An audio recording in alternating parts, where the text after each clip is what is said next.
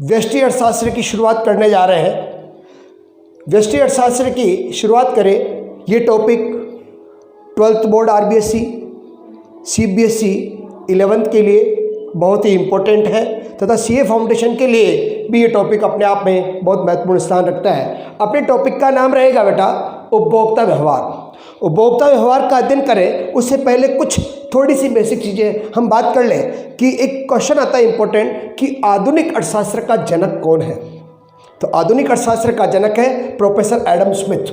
आधुनिक अर्थशास्त्र का जनक कौन है? आधुनिक अर्थशास्त्र का जनक है बेटा प्रोफेसर एडम स्मिथ, यानी आधुनिक अर्थशास्त्र का जनक या पिता प्रोफेसर एडम स्मिथ है, जिसने धन प्रदान परिभाषा दी थी, जिसने अपनी एक पुस्तक लिखी थी an inquiry into the nature and causes wealth of nation. हम शॉर्ट फॉर्म में वेल्थ ऑफ नेशन जो लिखी गई थी 1776 में। तो पहला इंपॉर्टेंट क्वेश्चन याद रखिए बेटा कि आधुनिक अर्थशास्त्र का जनक प्रोफेसर एडम स्मिथ है, जिन्होंने पुस्तक लिखी थी वेल्थ ऑफ नेशन 1776। लेकिन 1933 में 1933 में रेगनर फिश एक अर्थशास्त्री आता है जिसने इस अर्थशास्त्र को दो भागों में बांटा था, व्यष्टि अर्थशास्त्र और समष्टि अर्थशास्त्र। दो शब्दों का प्रयोग किया था, व्यष्टि और समष्टि। यहीं से दो भाग हो गए थे, व्यष्टि अर्थशास्त्र और समष्टि अर्थशास्त्र। आज हमारा अध्ययन क्षेत्र मुख्य रूप से रहेगा वो है व्यष्टि अर्थशास्त्र। व्यष्टि अर्थशास्त्र में हम किसका अध्ययन करते हैं? तो व्यष्टि अर्थशास्त्र में उपभोक्ता और उत्पादनकर्ता और वस्तु और साधन की कीमत के निर्धारण के सिद्धांतों का अध्ययन करते हैं। तो मुख्य रूप से व्यष्टि अर्थशास्त्र में उपभोक्ता के व्यवहारों का अध्ययन, उत्पादनकर्ता के व्यवहारों का अध्ययन, वस्तु और साधन की कीमत के निर्धारणों का अध्ययन करते हैं। एक क्वेश्चन और सिंपल वे में आता है कि आर्थिक एजेंट क्या होता है? आर्थिक एजेंट वह आर्थिक इकाई जो निर्णय लेने में सक्षम होती है। आर्थिक एजेंट कौन होता है बेटा? वह आर्थिक इकाई जो निर्णय लेने में क्या होती? सक्षम। और आर्थिक एजेंट दो प्रकार के होते थे, एक व्यष्टिगत आर्थिक एजेंट और एक समष्टिगत आर्थिक एजेंट। आर्थिक एजेंट कौन था? वह आर्थिक इकाई जो निर्णय लेने में सक्षम थी। और आर्थिक एजेंट दो प्रकार के होते थे, व्यष्टिगत आर्थिक एजेंट और समष्टिगत आर्थिक एजेंट।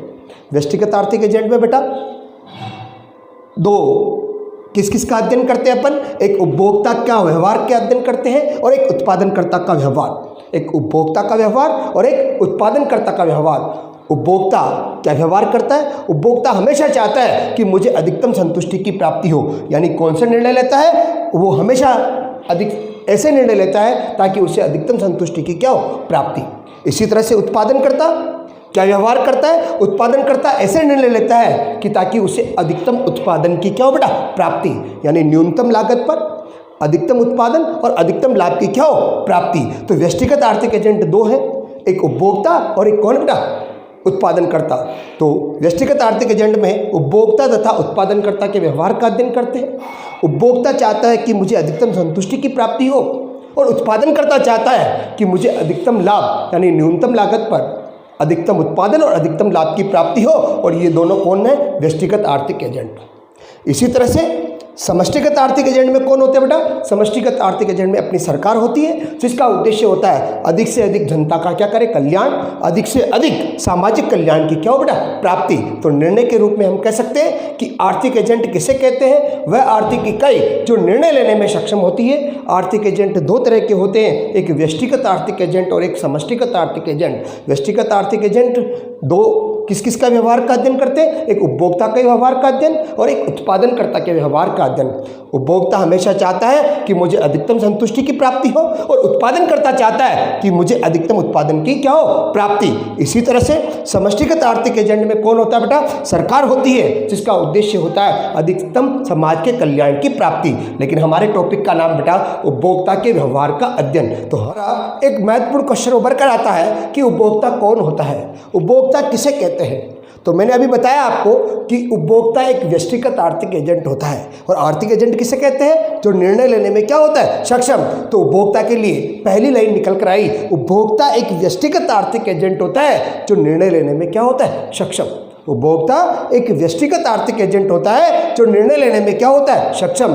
जो वस्तुओं तथा सेवाओं को क्रय करता है, उनका उपभोग करता है और अपनी आवश्यकता को क्या करता है, संतुष्ट करता है। तो उपभोक्ता एक व्यष्टिगत आर्थिक एजेंट होता है जो निर्णय लेने में सक्षम होता है। उपभोक्ता वस्तु तथा सेवाओं को क्रय करके उनका उपभोग करता है और अपनी आवश्यकताओं को संतुष्ट करता है, जिसका उद्देश्य क्या होता है, अधिकतम संतुष्टि की क्या करना, प्राप्ति। जिसका उद्देश्य होता है वे अपने सीमित संसाधनों को इस तरह से प्रयोग करता है कि उसे अधिकतम संतुष्टि की क्या हो, प्राप्ति। क्या उपभोक्ता में कोई व्यक्ति शामिल है? नहीं बेटा, उपभोक्ता में शामिल हो सकते हैं व्यक्ति, हो सकता है वो परिवार, हो सकता है फर्म, हो सकती है और समूह या संस्था हो सकती है। तो निर्णय के रूप में हम कह सकते हैं उपभोक्ता कौन होता है? उपभोक्ता एक ऐसा व्यष्टिगत आर्थिक एजेंट होता है जो निर्णय लेने में सक्षम होता है।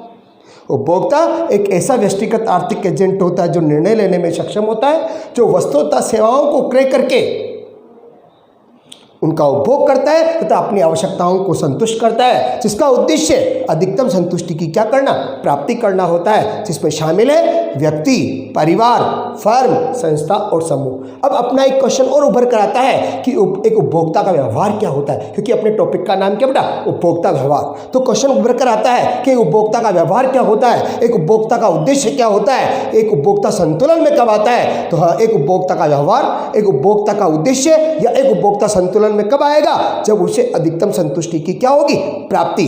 तो क्वेश्चन में हम लिख सकते हैं एक उपभोक्ता हमेशा चाहता है अधिकतम संतुष्टि की प्राप्ति हो। एक उपभोक्ता का उद्देश्य अधिकतम संतुष्टि की क्या हो बेटा, प्राप्ति। या एक उपभोक्ता संतुलन अवस्था में उस स्थान पर आता है जब उसे अधिकतम संतुष्टि की क्या होती बेटा, प्राप्ति। क्यों? क्योंकि हर उपभोक्ता के सामने आवश्यकताएं क्या होती है, अनंत, साधन क्या होते हैं, सीमित, और वह उपभोक्ता उन सीमित साधनों का वैकल्पिक प्रयोग करके अधिकतम संतुष्टि प्राप्त करना चाहता है। और जब उसे अधिकतम संतुष्टि की प्राप्ति हो जाती है तो उपभोक्ता उस समय संतुलन में आ जाता है। उपभोक्ता का उद्देश्य होता है अधिकतम संतुष्टि की प्राप्ति करना, और मैंने कहा था कि उपभोक्ता वस्तु तथा सेवाओं को क्रय करके उनका उपभोग करता है। तो प्रश्न उभर कर अपने सामने आता है, उपभोग किसे कहते हैं? उपभोग किसे कहते हैं? तो उपभोग का मतलब होता है जब हम किसी वस्तु की उपयोगिता का हनन करते हैं। जब किसी वस्तु की उपयोगिता का हनन करते हैं, उसके गुणों को समाप्त करते हैं, उनके गुणों को कम करते हैं। तो जैसे ही किसी वस्तु की उपयोगिता का हनन होगा वह क्या कहलाएगा, उपभोग कहलाएगा। नया नया आपने शर्ट पहना, लगातार पहनेंगे तो उनके गुण धीरे धीरे क्या होंगे, खत्म होंगे। तो हम उसकी उपयोगिता का क्या करते हैं, हनन। तो जैसे ही किसी वस्तु की उपयोगिता का हनन होता है तो उसको क्या कहते हैं, उपभोग कहते हैं। तो यहीं पर एक प्रश्न और उभर कर आपके सामने आता है, उपयोगिता किसे कहते हैं? बहुत ही इंपॉर्टेंट क्वेश्चन है।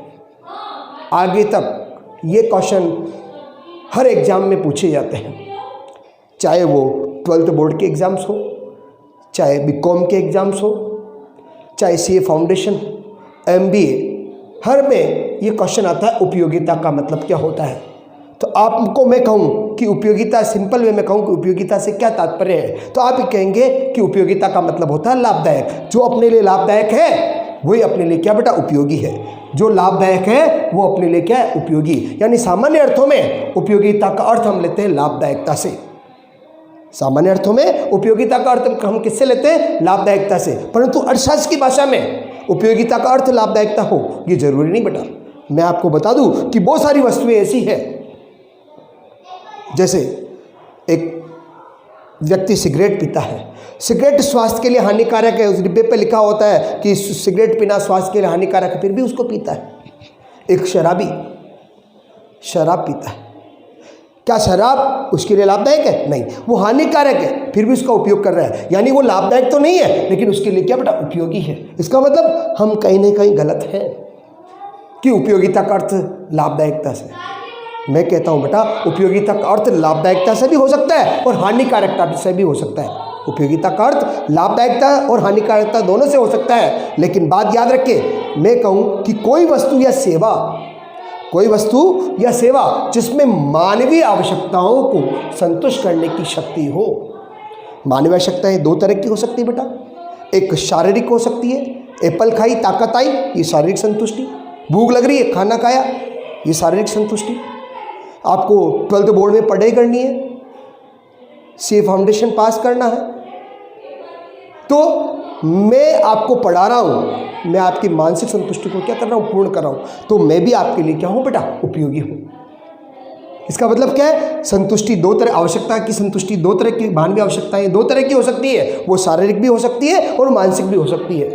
तो मानवीय आवश्यकताओं को संतुष्ट करने की शक्ति या क्षमता का माप कोई वस्तु या सेवा में, कोई भी वस्तु हो, कोई सेवा है जिसमें मानवीय आवश्यकताओं को संतुष्ट करने की अगर शक्ति है, संतुष्ट करने की शक्ति है या क्षमता का माप है, तो वही आपके लिए क्या कहलाएगी? उपयोगिता कहलाएगी। तो मैंने लिखा है कि उपयोगिता किसे कहते हैं कि सामान्य अर्थों में उपयोगिता का अर्थ लाभदायकता होता है, परंतु अर्थशास्त्र की भाषा में उपयोगिता का अर्थ लाभदायकता हो ये जरूरी नहीं, वो हानिकारकता से भी हो सकता है। लेकिन कोई वस्तु या सेवा जिसमें मानवीय आवश्यकताओं को संतुष्ट करने की शक्ति या क्षमता के माप को हम क्या कहते हैं? उपयोगिता। भूख जितनी तेज लग रही है, चपाती की उपयोगिता उतनी ज़्यादा है, लेकिन पेट भरा हुआ है, चपाती की उपयोगिता नहीं, क्योंकि वो अपनी संतुष्टि को पूर्ण नहीं कर रही है। लेकिन जैसे ही भूख लग रही है वो आपकी संतुष्टि को पूर्ण करेगी। इसका मतलब वो क्या है बेटा? उपयोगिता है। लेकिन एक क्वेश्चन करूं कि कोई मानव जिसको जब तक उसको शराब नहीं मिलती है तब तक वो मानसिक असंतुष्ट रहता है, लेकिन जैसे उसे शराब मिली, शराब स्वास्थ्य के लिए हानिकारक है, लेकिन फिर भी जैसे ही मिली वो मानसिक संतुष्ट हो जाता है। तो शराब हानिकारक होते हुए भी वह उस व्यक्ति के लिए क्या बेटा? उपयोगी है। उपयोगिता को इंग्लिश में क्या बोलते हैं बेटा? यूटिलिटी। तो उपयोगिता की लास्ट वे में हम परिभाषा दे सकते हैं कि सामान्य अर्थों में उपयोगिता का अर्थ लाभदायकता होता है, परंतु अर्थशास्त्र की भाषा में उपयोगिता का अर्थ लाभदायकता हो ये जरूरी नहीं है।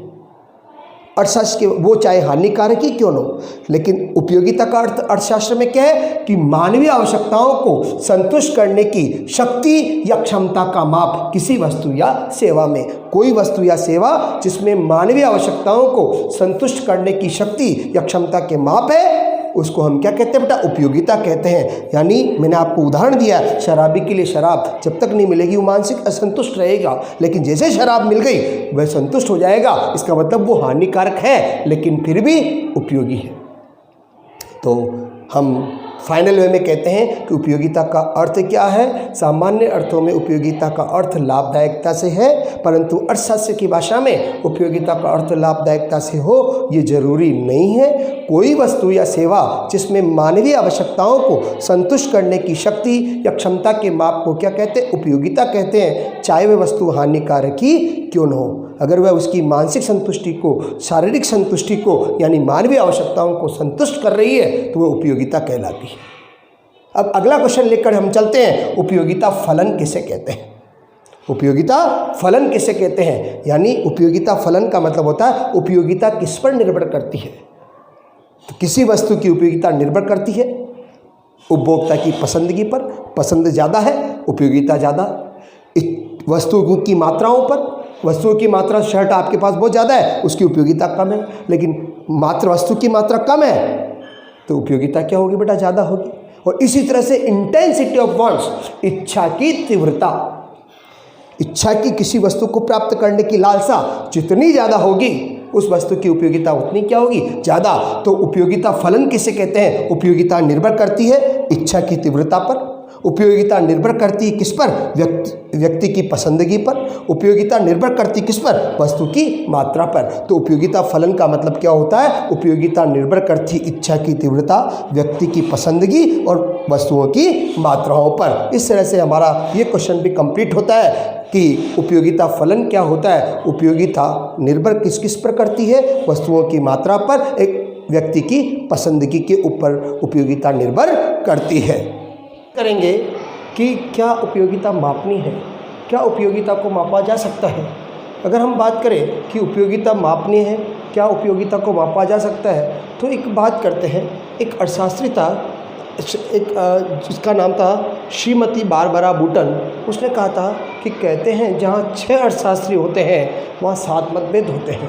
अर्थात कहते हैं जहाँ 6 अर्थशास्त्री होते हैं वहाँ 7 मतभेद होते हैं।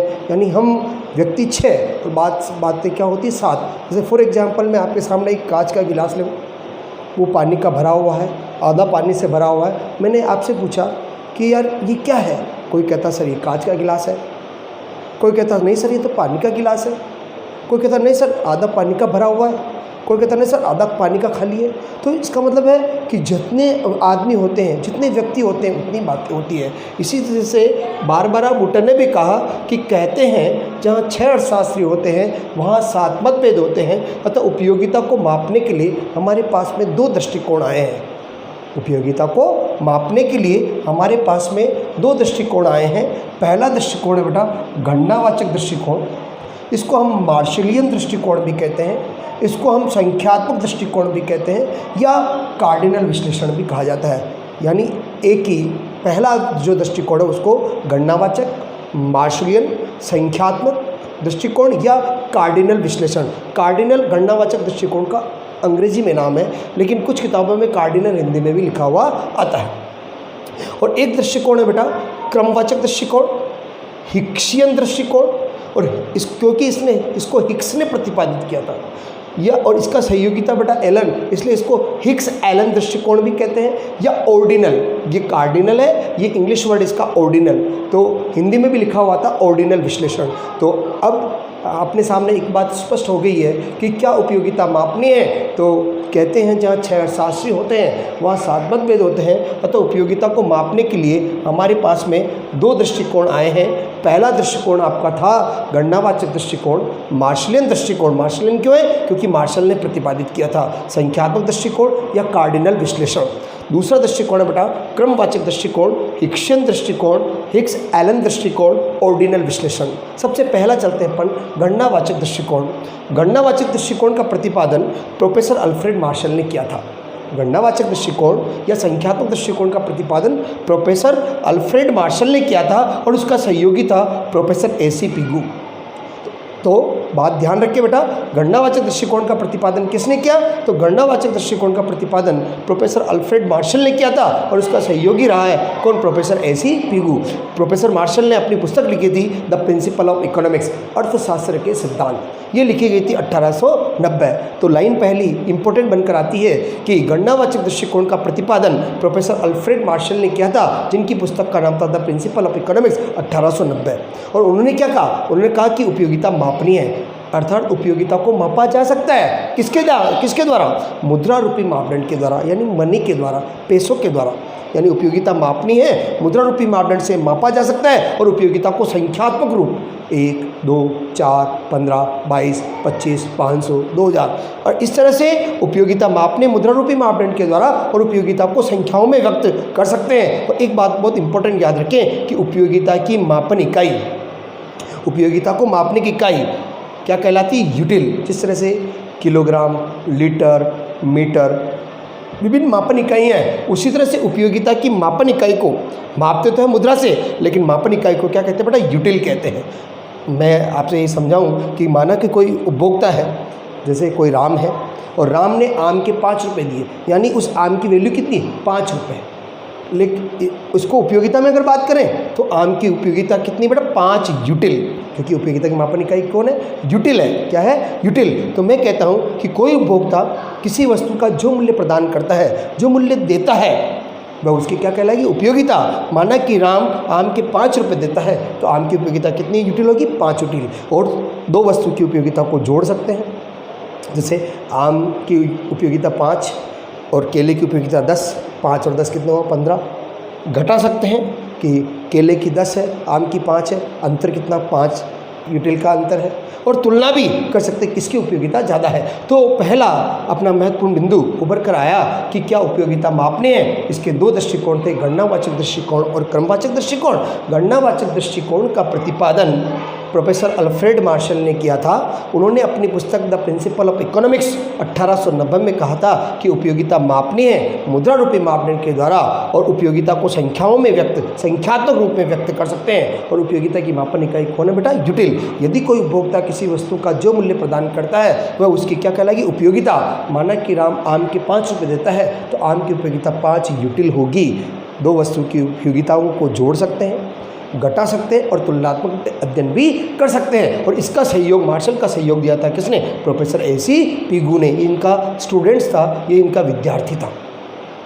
तो पहला दृष्टिकोण अपने सामने आपको शायद समझ में आ गया होगा। लास्ट एंड फाइनल में छोटे वे में अपन बात कर ले कि गणनावाचक दृष्टिकोण का प्रतिपादन प्रोफेसर अल्फ्रेड मार्शल ने अपनी पुस्तक द प्रिंसिपल ऑफ इकोनॉमिक्स 1890 में किया, और उन्होंने कहा कि उपयोगिता मापने हैं मुद्रा रूपी मापदंड के द्वारा, और कोई उपभोक्ता किसी वस्तु का जो मूल्य प्रदान करता है वह उसकी उपयोगिता कहलाती है। माना कि राम आम के 5 रुपये देता है तो आम की उपयोगिता कितनी यूटिल होगी? 5 यूटिल। दो वस्तु की उपयोगिताओं को जोड़ सकते हैं, घटा सकते हैं और तुलनात्मक अध्ययन भी संभव है। अब एक नया विश्लेषण अपने सामने उभर कर आ रहा है कि क्रमवाचक दृष्टिकोण, हिक्सियन दृष्टिकोण, हिक्स एलन दृष्टिकोण, ऑर्डिनल विश्लेषण। मार्शल ने जब कहा कि उपयोगिता मापनी है तो इनकी आलोचना की थी प्रोफेसर जे.आर. हिक्स ने। मार्शल ने कहा उपयोगिता मापने हैं तो जे.आर. हिक्स कहता है नहीं यार, उपयोगिता मापनी नहीं है, और एक नया दृष्टिकोण प्रतिपादन किया। उस दृष्टिकोण का नाम था क्रमवाचक दृष्टिकोण। क्रमवाचक दृष्टिकोण का प्रतिपादन प्रोफेसर जे.आर. हिक्स महोदय ने क्रमवाचक दृष्टिकोण का प्रतिपादन प्रोफेसर जे.आर. हिक्स महोदय ने किया था, और इनका सहयोगित रहे एलन और पेरेटो, इसीलिए इसको हिक्स एलन दृष्टिकोण भी कहते हैं। Professor JR. हिक्स की पुस्तक का नाम था वैल्यू एंड कैपिटल, जो प्रकाशित हुई थी 1939 में। तो हम महत्वपूर्ण विवेचना हम कर सकते हैं कि क्रमवाचक दृष्टिकोण का प्रतिपादन प्रोफेसर जे.आर. हिक्स महोदय ने अपनी पुस्तक द वैल्यू एंड कैपिटल 1939 में किया, और इनके सहयोगी रहे हैं एलन एंड पेरेटो, इसलिए इसको हिक्स एलन दृष्टिकोण भी कहते हैं। उन्होंने कहा उपयोगिता अमापनीय है, उपयोगिता को मापा नहीं जा सकता है, क्योंकि उपयोगिता एक मनोवैज्ञानिक विचारधारा है। क्योंकि हर वस्तु की उपयोगिता हर व्यक्ति के लिए क्या होती है? अलग अलग। किसी को आम पसंद है, उसकी उपयोगिता ज़्यादा है, किसी को आम पसंद नहीं है, उसकी उपयोगिता कम। आज एक लड़की है, लड़की को लिपस्टिक अच्छी लगती है, इसलिए लिपस्टिक की उपयोगिता है, लेकिन लड़कियों के लिए लिपस्टिक की कोई उपयोगिता नहीं है। इसका मतलब क्या है? उपयोगिता एक मनोवैज्ञानिक विचारधारा है, उसको कैसे मापा जाए? फिर का उपयोगिता व्यक्तिगत और सापेक्षिक होती है। हर वस्तु की उपयोगिता समय समय पर, स्थान स्थान पर और विभिन्न परिस्थितियों में हर व्यक्ति के लिए बदलती रहती है। जैसे गर्मी, भयंकर गर्मी है, सूती वस्त्रों की उपयोगिता बढ़ जाती है, लेकिन सर्दी आती ही उन्हीं वस्त्रों की उपयोगिता बदल जाती है, बढ़ जाती है। इसका मतलब उपयोगिता, हर वस्तु की उपयोगिता अलग अलग होती है। फिर उसका मापन कैसे संभव है? फिर तीसरी बात उन्होंने कहा कि मार्शल ने जो मुद्रा से उपयोगिता को मापा है, उन्होंने कहा कि मुद्रा रूपी मापदंड जो है वो अस्थिर है। मुद्रा की क्रय शक्ति हमेशा कभी स्थिर नहीं रहती है, वो बदलती रहती है। पुराने ज़माने में लोग कहते थे कि हम जेब भर कर नोट ले जाते थे और गाड़ी भर कर माल लाते थे। क्या कहते थे? कि जेब भर कर नोट ले जाते थे, गाड़ी भर कर माल लाते थे। आज गाड़ी भर कर नोट ले जा रहे हैं तो जेब भर कर माल ला रहे हैं। इसका मतलब क्या है? कि पहले 25-50 पैसों की 1 रुपये की वैल्यू बहुत थी, लेकिन आज उसकी वैल्यू में हमेशा परिवर्तन है, और जो खुद परिवर्तनशील है उसकी क्रय शक्ति हमेशा बदलती रहती है, वो दूसरों का मापन क्या करेगा? इसलिए प्रोफेसर जे.आर. हिक्स ने कहा कि उपयोगिता को मापा नहीं जा सकता है। उनको हम केवल क्या दे सकते हैं? उपयोगिता को केवल क्रम या प्राथमिकता दे सकते हैं। अगर मैं आपको कहूँ कि ये कमरा है, इस कमरे में आपको 250 वस्तुएं पड़ी हुई है, आप अपनी पसंद की कोई 5 वस्तुएं उठा कर लाइए, तो आप सबसे पहले उसी वस्तु को लेकर आएंगे जिसकी उपयोगिता ज़्यादा होगी, उसके बाद दूसरी, उसके बाद तीसरी। इस तरह से हम उपयोगिता को माप नहीं सकते हैं, केवल क्या दे सकते हैं? क्रम या प्राथमिकता दे सकते हैं। प्रथम स्थान, द्वितीय स्थान, तृतीय स्थान, फर्स्ट, सेकंड, थर्ड, इस तरह से हम क्रम दे सकते हैं, लेकिन उपयोगिता को संख्याओं में व्यक्त नहीं कर सकते हैं। इस तरह से हमारा ये प्रश्न पूरा होता है कि क्या उपयोगिता मापने है? निष्कर्ष के रूप में कह सकते हैं कि कहते हैं जहाँ 6 अर्थशास्त्री वहाँ 7 मतभेद होते हैं। अतः उपयोगिता को मापने में 2 दृष्टिकोण थे, गणनावाचक दृष्टिकोण और क्रमवाचक दृष्टिकोण। गणनावाचक दृष्टिकोण का प्रतिपादन प्रोफेसर अल्फ्रेड मार्शल ने अपनी पुस्तक द प्रिंसिपल ऑफ इकोनॉमिक्स 1890 में किया, और उन्होंने कहा कि उपयोगिता मापने मुद्रा रूपी मापदंड के द्वारा कोई उपभोक्ता किसी वस्तु का जो मूल्य प्रदान करता है वह उसकी उपयोगिता कहलाती है। उपयोगिताओं को संख्याओं में व्यक्त कर सकते हैं। उपयोगिता की मापन इकाई यूटिल होती है, और माना कि राम ने आम के 5 रुपये दिए तो आम की उपयोगिता 5 यूटिल होगी। 2 वस्तु की उपयोगिता को जोड़ सकते हैं, घटा सकते हैं और तुलना भी कर सकते हैं। लेकिन जे.आर. हिक्स महोदय आता है, वो कहता है उपयोगिता मापनीय नहीं है, इसलिए एक नया दृष्टिकोण लेकर आता है जिसका नाम था क्रमवाचक दृष्टिकोण, हिक्सियन दृष्टिकोण। और इसको उन्होंने अपनी पुस्तक वैल्यू एंड कैपिटल 1939 में प्रकाशित किया था, और उन्होंने कहा कि उपयोगिता अमापनीय है, क्योंकि उपयोगिता एक मनोवैज्ञानिक विचारधारा है। उपयोगिता व्यक्तिगत और सापेक्षिक होती है, और मुद्रा रूपी मापदंड अस्थिर है, इसलिए उपयोगिता को मापा नहीं जा सकता है, मापन संभव नहीं है। उनको केवल क्रम दे सकते हैं, उनको केवल प्राथमिकता दे सकते हैं, प्रथम स्थान, द्वितीय स्थान, तृतीय स्थान, इस तरह से क्रम दिया जा सकता है। इस तरह से आपके सामने ये प्रश्न समाप्त होता है। अगले वीडियो में हम पढ़ेंगे कि उपयोगिता की क्या विशेषताएं होती है।